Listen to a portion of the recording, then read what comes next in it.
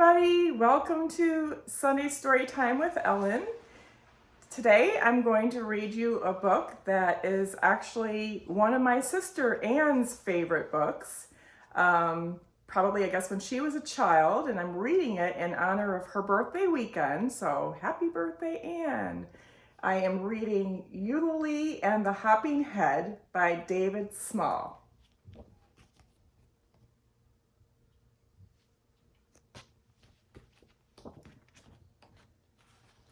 It was a bright spring day, and Mother Lumps and her daughter Eulalie were out for their daily stroll. Sometimes Eulalie walked, but most of all she liked to ride.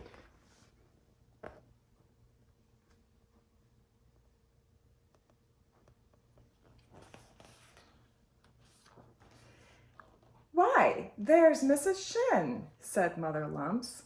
She knew Mrs. Shin only slightly, but had long admired her for her beautiful bushy tail. "Let me see that child," said Mrs. Shin eagerly, peering into the carriage. "Is she good?" asked Mrs. Shin. "Oh," said Mother Lumps, "Eulalie is a wonderful child." "Then of course she has very good manners," said the stylish fox, "and is very clean and quiet." "Well," said Mother Lumps, "Eulalie is not all grown up, so her manners are not yet perfect. Like all children, she is sometimes messy, and she does cry at times." Mrs. Shin looked down at Mother Lumps with a dark expression. "I have 9 children," she growled. "Each one of them is perfect. I taught them to behave properly from the day they were born."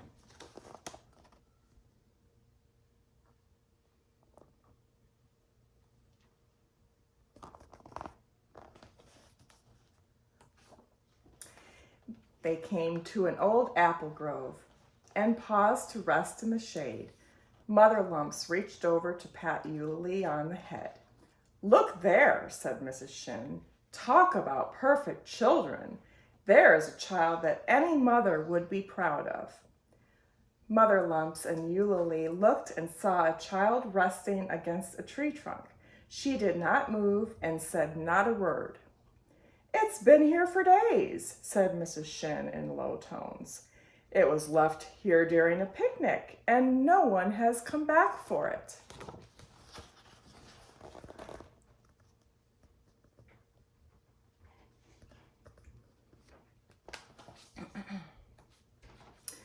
"Then she has to have been abandoned," cried Mother Lumps. "She has no one to care for her." Mrs. Shin sighed. "Yes, and a pity too. I would take her home myself, but with 9 other children, there's no room. This is a well-mannered child and quiet, so quiet. I've spoken to her several times, but she is so shy, she never says a word. You should take her home with you." Mother Lumps bent close to the child. "I wonder what she eats," she said. "She must be very hungry by now." Mrs. Shin laughed gaily. "Fortunately for you, I've never seen this child eat a thing. You'll never have to feed her. What's more, she never gets dirty, as she is always careful to stay in one place. Come along, I'll help you take her home." "Well, of course," Mother Lumps said a little uncertainly. "We can't just leave her here." Together they raised the child to her feet.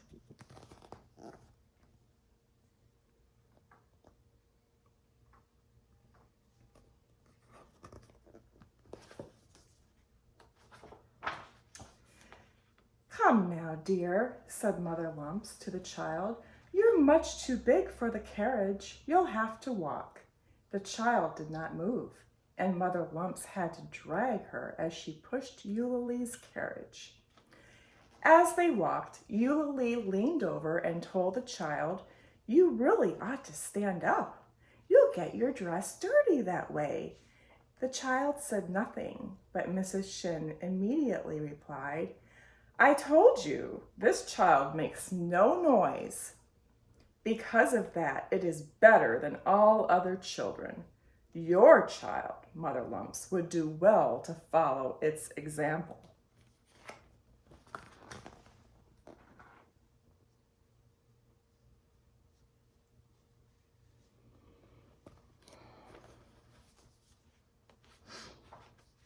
Just then, the child's head fell off and rolled into the grass. Mrs. Shin quickly picked it up, dusted it carelessly with her handkerchief, and put it back on. "Well," she said, "perhaps this child is not quite perfect." Eulalie and Mother Lumps peered anxiously into the child's face and saw that, in spite of the accident, she smiled as always.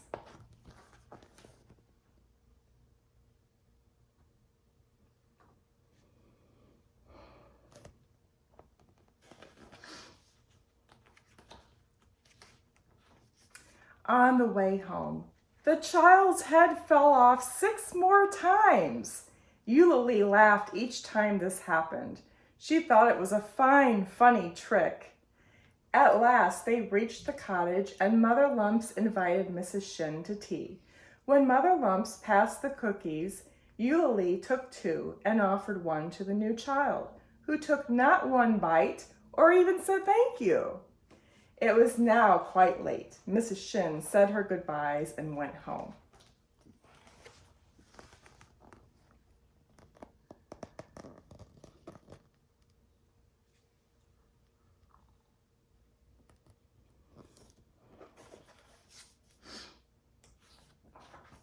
The next morning, Mother Lumps decided to take the children out for a stroll. Eulalie was already dressed and playing outside, and Mother Lumps began to get the new child ready to go.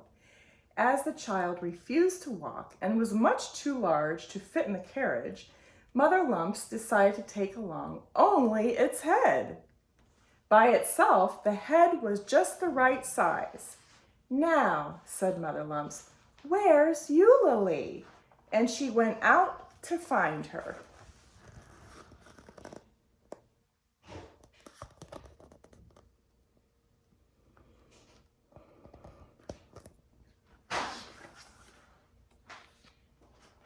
A few minutes later, Eulalie came inside.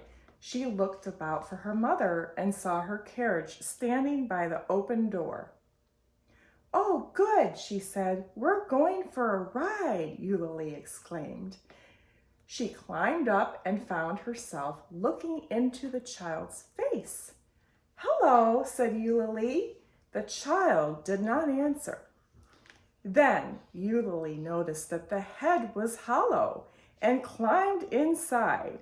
It was a tight fit, but there was enough room to move around, and Eulalie discovered she could see out through the large glass eyes.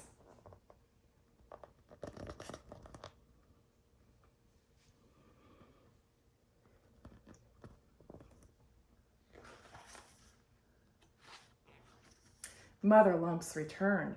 She was certain Eulalie was playing somewhere in the garden, so she decided to take the new child and look for her. As soon as the carriage was wheeled out into the sunshine, Eulalie began talking, her voice coming through the mouth of the head.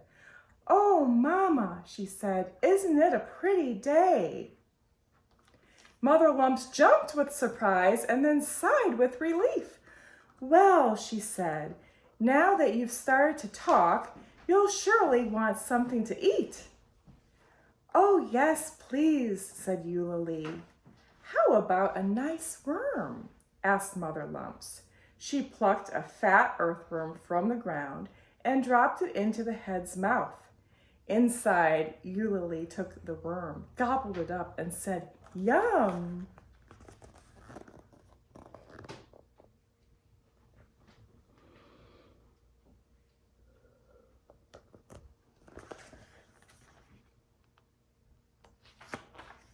"Well now," Mother Lump said happily, "do you want something to drink?" "Yes, please. I'm thirsty," cried the tiny voice. Mother Lumps found a walnut shell full of rainwater and raised it to the child's mouth. The water poured in and Eulalie screamed, "Stop, Mother! Help! Enough!" Eulalie coughed and sputtered and wiggled and squirmed. She tried to squeeze out of the head, but all she could manage to do is get out was her legs. And we have Onyx here who wants to join in the story time. Okay.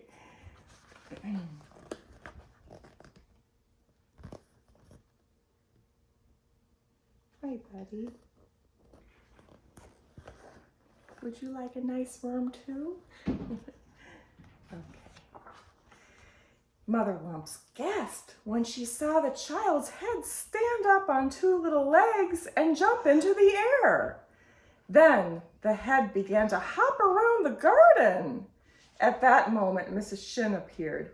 "Good afternoon," she called. "And how is that perfect new child today?" "She's run away," cried Mother Lumps. "What?" said Mrs. Shin. "Impossible. She's a perfect child." "It's true," said Mother Lumps.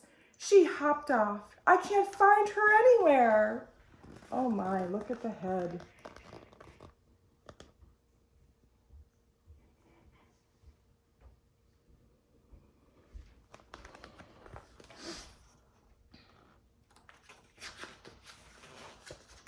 "You've gone mad," said Mrs. Shin. "That child would do no such thing. That's the beauty of her after all. No trouble to the mother." "But she is gone," wailed Mother Lumps as she frantically searched the garden.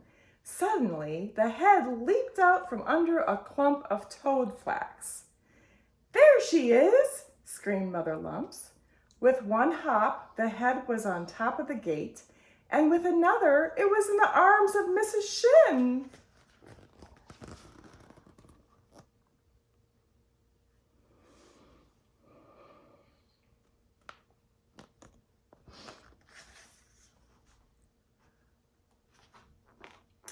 Mrs. Shin stumbled and fell into a puddle of mud. She slipped and splashed about and then, with an outraged bark, ran down the road, disappearing into the forest. The head fell to the ground and came up with a thud against a large rock. Out popped Eulalie. Mother Lumps rushed to pick her up.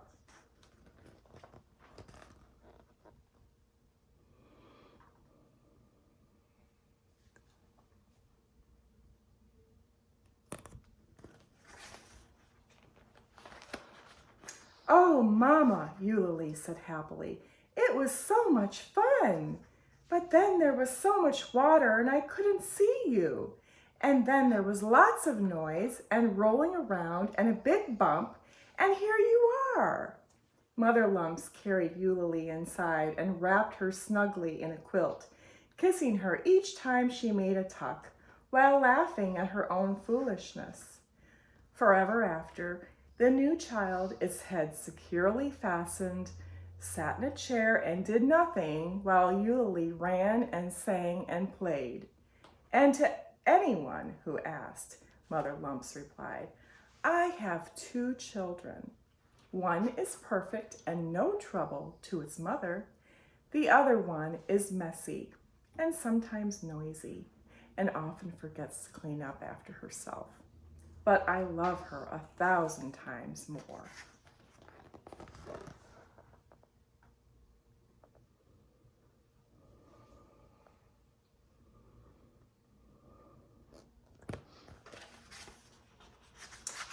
And everyone understood this, even Mrs. Shin.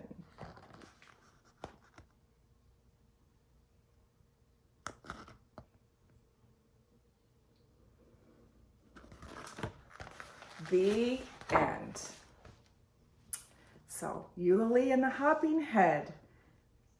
Thanks for watching, and I'll see you next week. Bye.